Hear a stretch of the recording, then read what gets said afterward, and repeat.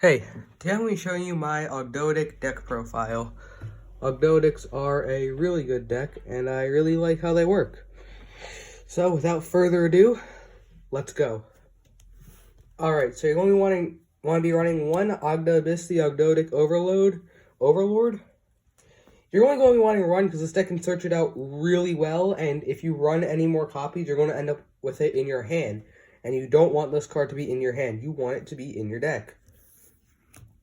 Next up, we're running one Aaron the Ogdoadic King and one Queen. It's literally the same reason as this guy. Plus, I didn't manage to pull any more than one copy of each, but that doesn't matter. Okay, next up, we're running two Naya, because I didn't pull a third, and it's not really that good. It's only really good if you can combo with Karus, which Snake Rain. Next up, we're running two Nunu. I only managed to pull two. If you have three, run it. This is a really good card. Oh yeah, it doesn't run any of the Chaos cards, so if you're looking for, like, the best competitive build, oh my god, $1,000 deck, nah, this ain't it, fam. Alright, next we're running three Allier, the Ogdoadic Dark. Good card, and can get Nunu back into the grave for more of your plays. Next up, you're running two Karus, because this can revive Naya, and Naya throws the spell from your deck on summon, so that's really good. You can search out your Water Lily really quick. Next up, you're running one Zoha, because this card, it searches a monster for you on Tribute, but your opponent also draws a card. And in case you didn't know, that's incredibly bad. So this is, like, dire situations. It's pretty much just reptile fodder for my other cards.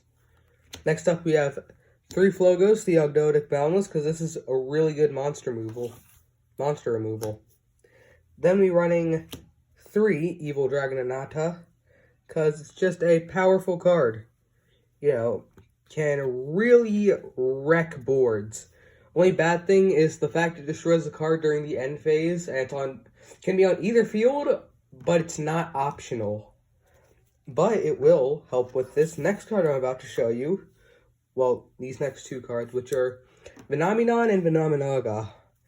Now, as you probably guessed, I'm also running Rise of the Snake Deity to summon Venomenaga, because if you get Venomenaga out, Venomenaga, you win. It doesn't matter. It's unaffected by everything. There's no way to get it off the board. And it also can revive itself, and it's a big beater, because it gains 500 for every reptile in the grave. And Snake Rain immediately puts that at 2,000. So your opponent's going to have a rough time with that. Next up, we're running one Darkest Diablos, Lore of the Lair, because I'm also running three Lair Darkness, and I also like the card. Next up, we're running two Veiler, because I don't have a third and don't feel like taking it out of any of my actually good decks. Next, we're running one Skullmeister, because this can only negate quite a few cards.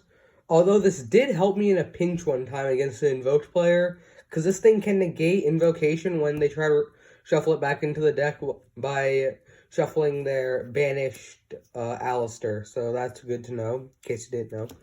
Next, Ogdoadic Water Lily. Combo this off of Snake Rain, and you immediately get a reptile from your deck. Really good card. Love it. Next, we're playing two Snake Rains, because it's good, but it will drain your deck.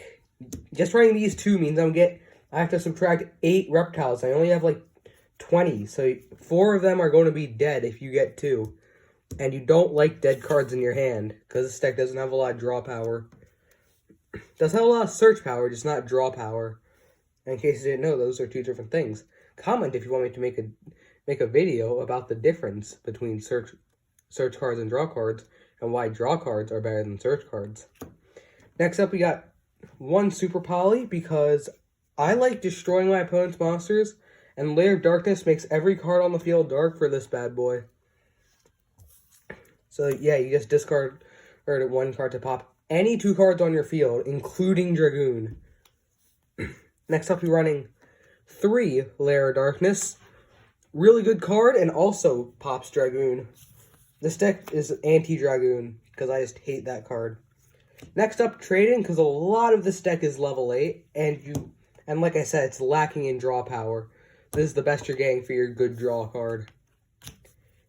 Next, you're running 2 damage equal Reptile in order to help you get Phenomenon out faster. Can't get Phenomenaga, sadly, but it would be way too OP if it did. Might even make Ogdoadic's meta. Ogdoadics are like 1 or 2 really good support cards away from being meta. Next up, we're running 1 Fogblade because this bypasses Cyber Dark End Dragon, in case you want to know. And I just really like it as a card. Favorite card in the game, actually, as you heard in my Phantom Knight.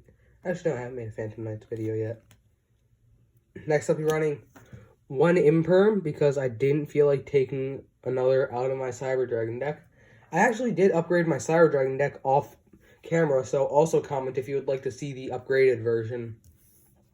And lastly, you're running 1 Rise of the Snake Deity. I'm pretty sure you already guessed it. You kind of need it to summon your great boss monster. Like there are 3... No, what? Here are the 3 things you should comment on. Comment if I should make my my upgraded Cyber Dragon deck profile, my difference between draw cards and search cards and why draws are better, and lastly, how I build my decks. Okay, next up, running 1 Starting Land Fusion Dragon as the materials for your Super Poly, and it also wipes all special summon cards on the field on summon, so it's pretty much a better S39 Utopia Prime. Next up, you're running 1 Proxy Dragon, really good card, and this deck will spam out monsters so fast, you don't even know, man. Next, we got 2 Decode Talker. Like I said, this deck can spam out monsters so fast, you don't even want to know, man. Next up, we got Binary Sorceress, same as the other 3 link monsters in the deck, and I like extra linking my opponent out of everything. You already know what I'm saying. Walking the Gate, best card in the game, love this card. Amazing card, revives your link monsters for more extra spicy link plays. Then we got 2 King of the Feral Limbs, because you can use a Naya and a Karus for this, or your Zoha or Flogos. And can search and has soft once per turn on searching a reptile. So if you get 2 on the field, that's a Pot of Greed worth of hand advantage for 2 turns, twice. Next we got Galaxy Eyes Full Armor Photon Dragon. 4K beater with the destruction effect, and all it takes is 3 level 8 monsters. And this entire deck is pretty much level 8. So, that's the deck profile. This is a really nice deck if you want to get back into Yu-Gi-Oh! Because it's not too complicated, and reptiles have a healthy amount of support ever since they got a good archetype. And the only downside is this archetype isn't really important and stopped seeing play like a week after Ancient Guardians was released. But it can get some pretty good boss monsters out and isn't crazy complicated. Can actually hold its own in like a local tournament. So that's the deck profile, guys. Thank you guys for watching. And as always, subscribe. Bye-bye.